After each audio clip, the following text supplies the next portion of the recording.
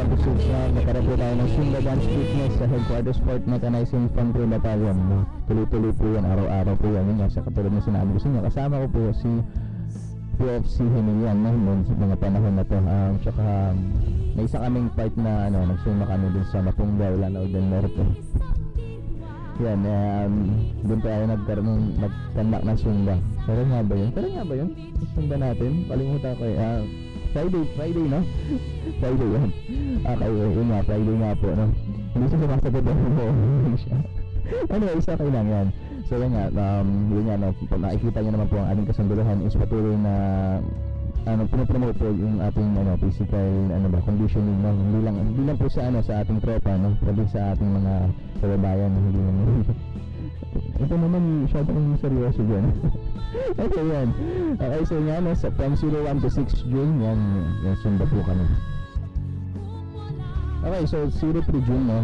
Meron din po tayo na, yun nga po, katulad mo, nagsumba dance fitness tayo. At ito naman, nag-attend po tayo o nakikipaglaro po tayo ng basketball friendship game, no? Siyempre sa ito naman po yung ating mga kaibigan doon sa Barangay Kiwalan, no? Sa Iligan City. At syempre ito pinangunahan ni Captain Romano F. Laab, ang 41st Mechanized Infantry Company Commander.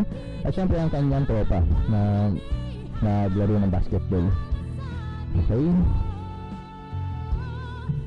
So that was 03 June 2015 at 04 June 2015. At syempre 41st pa rin po yung nag-conduct nito. Syempre nag-provide po tayo ng manpower assistance, no, doon sa mga ginagawang repairs and construction, no, sa may Arcelo Bandelias Memorial School sa may Barangay Bipano, Iligan City, no. Sa principal po ng Arcelo Bandelias Memorial School, magandang umaga po sa inyo, ma'am. At syempre, no, asahan niyo po ang ating kasunduluhan is patuloy na inyong susuportahan po ang inyong mga repairs po dyan sa ating eskwelahan. Okay, so yan nga, 04 June, no? Nakalimutan kayo 04 June, meron pa tayo naging activity nito, no? Nag-provide po kasi tayo ng transportation assistance sa mga members ng Left Division, no? Sa may Higginton, sa may Lanao del Norte, no? During the visit sa different schools ng Balui. Kung di ako nagkakamali, may mga iba't iba silang klaseng mga activities doon.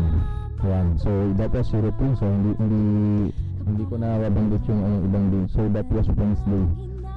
So noong 04 June, ang ating battalion commander, si Lieutenant Colonel Abrina, syempre kasama niya si Second Lieutenant Bosque, ang XO ng 41st Mechanized Infantry Company, no? Nag-attend po siya ng Fort Iligan Bay Chambers Industries Iligan Integrated Security Alliance, ng coordinating meeting po nila, no? Kasama po natin dito yung mga 25 major businesses, no, na establishment in Iligan City, no. Yan, kasama po natin dito yan. May mga meetings po tayo na naganap dito. So that was 04 June. At syempre 06 June, 41st pa rin po yung nag-conduct nito. Ayan, yung CMO and CO naman po ni si Staff Sergeant Gabeda. Good morning po sa inyo, sir. Okay, so yan, nagano tayo ng transportation assistance dito, na syempre bakit ano ba meron activity? Ito po ay dahil meron tayong coastal clean up activity, no?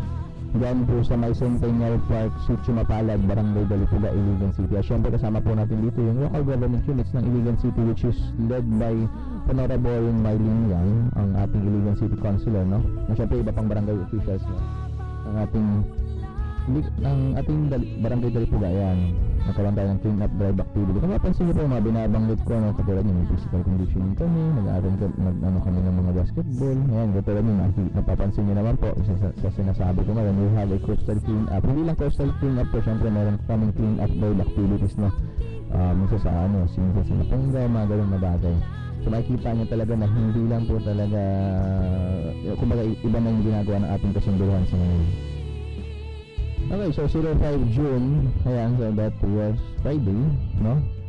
Ang aking acting CMO officer, si Captain Elmer Manuel, no? Nag-attend po siya ng Transitional Justice and Reconciliation, okay, Commission, o TRJCT, which is hinahid po yan sa mga IPDM MSU Iligan City, which is yung Institute for Peace and Development in Mindanao. Ayan, bali nag-attend po tayo ng it is regarding, kung ba nakaamali, is regarding yung BBL. Okay, so yun nga po, no? Bali At the same time, no, yung 05 June, nag-attend din po ang aking acting CMO officer, no? Nag-attend po siya sa may Iligan City Disaster Risk Reduction Management Council meeting ng second quarter, no, for the year of 2015. Diyan po yung ginanap sa may Helena Tower in Barangay Dipanga, Iligan City. Ayan, so mga piniprepare po natin kung ano yung mga klaseng preparedness, kung ano po yung gagawin natin dito sa Iligan City in case of emergencies. At syempre itong 06 June, 41st pa rin, pero masin yung grabe ko lang nakabisi yung 41st Mechanism Infantry Company natin, no? Sila po ay participate, no, in partnership with the MSU IIT 1987 alumni, which is nagkaroon silang gift giving activity. Syempre nagbigay sila ng assorted school supplies, school uniform and shoes, no, sa mga estudyante ng Tambo Elementary School sa may Sitio Tambo, Barangay Hinaplan, Iligan City. At yan syempre yun nga, no, sa MSU IIT 1987 alumni, no, magpapasalamat po kami na kami po ay itinatap sa mga ganitong klaseng activities, no. Kumbaga kung ano yung mga natutulong po namin sa inyo is sana po ay inyo pong ma-appreciate din kung ano po mga ginagawa namin. So yung mga ano po, patuloy lang po kayo mag-ano sa amin, maipag-partner po sa amin, para po sa iba't ibang klaseng activities na pwede po natin ibigay dito sa ating mga kapatid dito sa buong Iligan City po. Maraming salamat po sa inyo. At syempre sa 05 June 2015, ang ating personnel na 2nd Platoon 6 Lanao Norte KA Barangay Puracan, Linamulao del Norte, which is led by 43rd Mechanism Infantry Company. Syempre kasama natin dito yung councilor ng Barangay Puracan, si Mrs.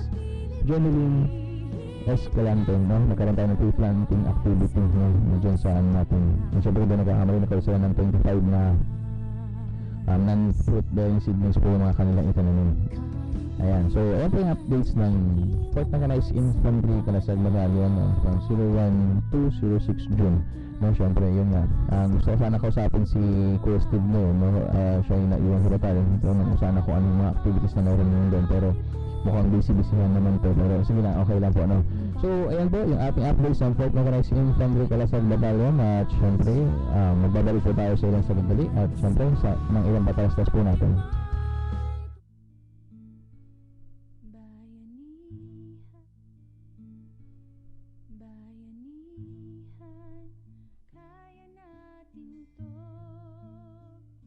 Anak, abalang-abala kaya ta dyan. Saan bang lakad mo? Naku tay, meron kasi kami ngayong programa sa university. Ano naman yun? Tay, ang university namin, katuwang ang local government units, government offices, pati pulis at mga sundalo ay magsasagawa ng community outreach program para sa mga kababayan nating mahihirap. Anong klaseng programa yan, anak? Ngayon ko lang yata narinig yan. Alam mo tay, kaming mga nursing students ay nakikipagtulungan sa mga sundalo, local government officials at iba't ibang mga organisasyon sa pamimigay ng libreng gamot at pagsusuri sa kalusugan ng mga kababayan nating mahihirap. Matagal na namin ginagawa to tay, lalo na at aktibo ngayon ang mga sundalo sa pagsasagawa at pakikipagtulungan sa mga programang naglalayong protektahan at pagsilbihan ang bawat Pilipino. Maganda yan, anak. At natutuwa akong marinig yan mula sa'yo. Teka anak, paano naman ang tulad kong tatay? Ano naman ang pwede kong magawa para makatulong dyan sa inyong programa? Tay, marami kang magagawa. Lahat tayong gustong tumulong at maglingkod sa kapwa ay may pagkakataon na maging volunteer. Kung gusto mo, sumama ka na sa akin ngayon para naman masaksihan mo ang mga proyektong isinasagawa namin. Sige anak, sasama ako. Tara na tay!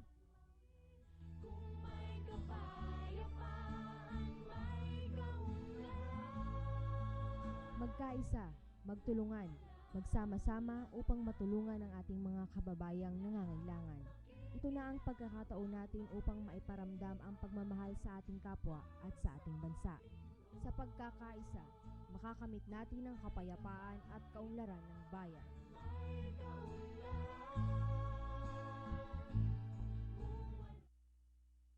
Okay, so nagbabalik po tayo, no? Ayan, siyempre ito po si Kuya Kabayan, no? Ang patulas ng mamamayan ng ating programa pala, no? Siyempre, yun nga, ang binigay ko na sa inyo ang aming updates Mechanized Infantry Kalasag Battalion. At syempre, bibigay ko naman sa inyo ang aming current activities ng aming unit, which is yung pinakandak po natin na 24/7 conduct of joint checkpoint operations together with the Philippine National Police. Yan po no, sa area po kasi natin meron po tayong kinakonduct ng mga checkpoint operations 24/7 po ito. At syempre kung anuhan po natin no, meron po tayo sa may Baluy, sa Matunggaw, sa Pantauragat, dyan sa may Iligan, sa may Sitio Tag-Ibo, sa may Barangay Dalipugan, meron po tayo dyan. So lahat po makikita nyo po na ating sinisecure ang ating lugar ng ating area of operations na hindi lamang po sa Iligan City at syempre po dito po sa lugar, sa ilang munisipalidad ng Lanao del Norte. At syempre katulad nga patuloy pa rin po yung pagganap natin ng regular Zumba Dance Fitness Session dyan sa my headquarters, 4th Mechanized Infantry Battalion, Camp Pinto, Barangay Suarez, Iligan City. Abangan nyo po Tuesday, Thursday, and Saturday po yan every 5:30 po ng umaga. At syempre, balita ko na lang dito sa inyo, baka magkaroon po tayo ng Zumba sa barangay sa iba't ibang sa iba't ibang hindi lang different, iba't ibang barangay dito sa Iligan City. At syempre sa Lanao del Norte, magkakaroon po tayo ng Zumba sa barangay, yun po yung tawag nila. And then, ang partnership po natin, syempre itong DXIC 711. Yan po yung nagiging partner natin dito. Abangan nyo na lang po si Kuya Steve, si Ate Ash, at syempre, yours truly, Kuya Ryan. Anyways, kung hindi pa ako nun. Okay, yan.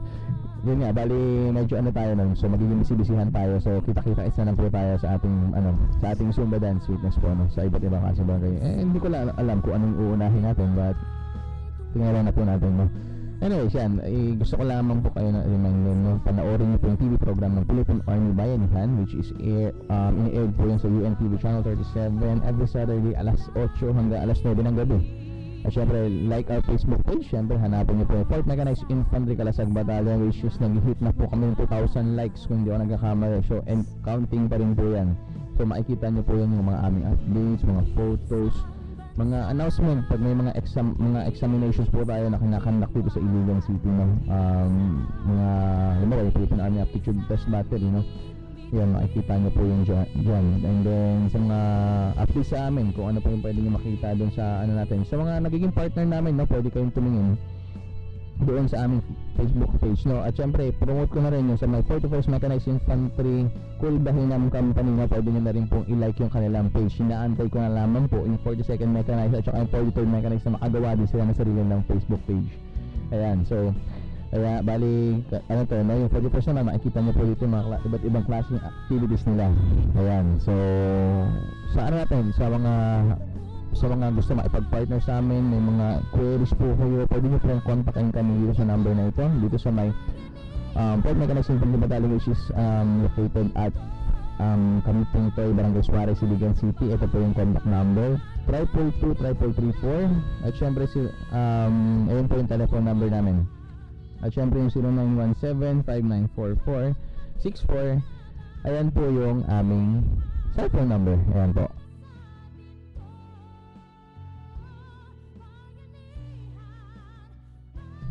Okay, yan nga po yan. Bali, may technique po ba? Kung yung technique na ulitin na naman natin 0917-594-4464. At syempre yan yung sa 4th Mechanized Infantry Kalasag Battalion. At syempre sa 41st Mechanized Infantry Company din nandiyan sa may Barangay Dalipugan. Ito po yung number nila, 0917-720-5055. Ulitin ko naman po, 0917-720-5055. At syempre sa 42nd Mechanized Infantry Company nasa Baluing. Sa mga gusto maipag-partner sa amin sa may Baluing 0917-706-0379. At syempre sa 43rd Mechanized Infantry Company 0939-301-6903.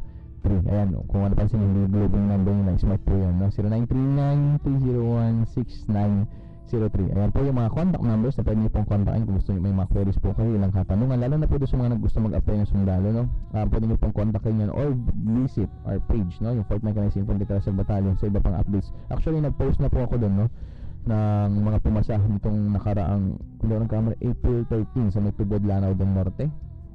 Yung mga nag-exam po doon, baling nagpa-skill na po ako doon hindi po totally nagpa-skill, nag-post po pala kasi social media po pala yung ginamit ko.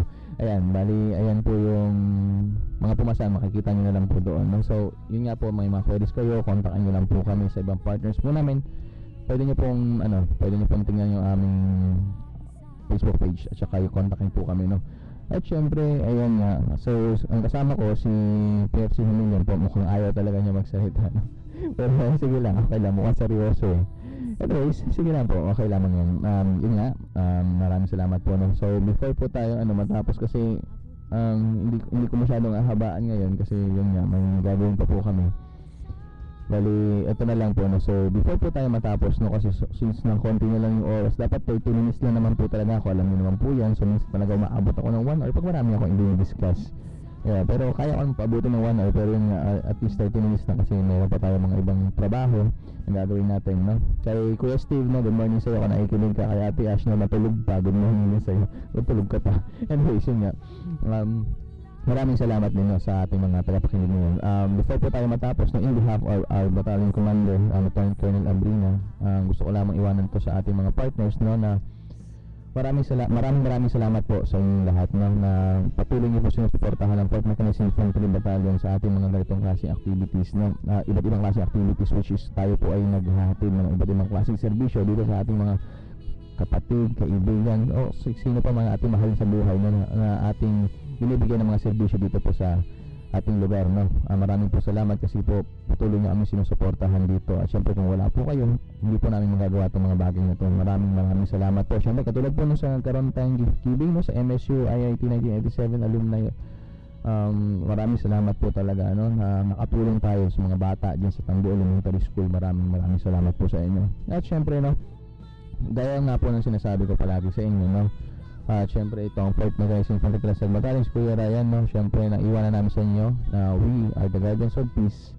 and we are your partner in development. At syempre kita-kits po tayo next Sunday, and then yun nga lang, happy Sunday po sa lahat. At syempre maraming salamat po, salamat sa pakikinig, and thank you, maraming salamat po.